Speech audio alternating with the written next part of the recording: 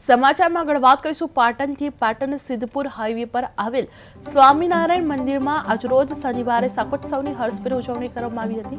આખા શાકોત્સવમાં સિદ્ધપુર સહિત સમગ્ર ઉત્તર ગુજરાતમાંથી આશરે 2500 હરિભક્તો, સંતો અને મહંતોએ ભાગ લીધો હતો। આ પ્રસંગે ભાવિ આચાર્ય વિજેન્દ્ર પ્રસાદ શાકોત્સવની વિધિ સંપન્ન કરાવી હતી અને રીંગણના શાક અને બાજરીના રોટલા સ્વરૂપે પ્રસાદ લેવાતા હોવાથી આ ઉત્સવને શાકોત્સવ નામ આપવામાં આવ્યું હતું।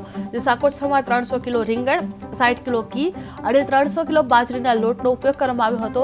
જે સમગ્ર ઉત્તર ગુજરાતના વિવિધ વિસ્તારોમાંથી આવેલા હરિભક્તોએ પ્રસાદ ગ્રહણ કરીને ધર્મ લાભ લેવામાં આવ્યો હતો। જે સિદ્ધપુર સ્વામિનારાયણ મંદિરમાં શાકોત્સવ ઉજવાયો હતો। જે ઉત્તર ગુજરાતમાંથી 2500 હરિભક્તો ઉપસ્થિત રહ્યા હતા અને રીંગણના શાક અને બાજરીનો પ્રસાદ લેવામાં આવ્યો હતો।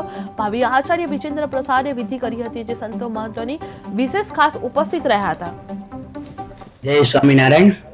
આજે સિદ્ધપુરમાં ખૂબ સુંદર શાકોત્સવનું આયોજન કર્યું છે।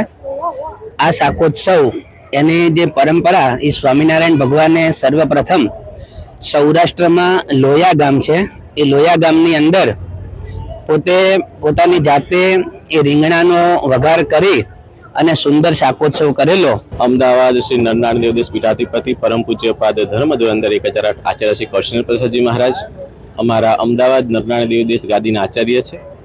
એમની શુભ આજ્ઞા હતી, એમની શુભ પ્રેરણા હતી અને અમારા ભાવિ આચાર્ય વિજેન્દ્ર પ્રસાદજી મહારાજ અમદાવાદ કાલુપુર નરનારાયણ દેવ વિશ્વનું સૌ પ્રથમ સ્વામિનારાયણ મંદિર એમના દ્વારા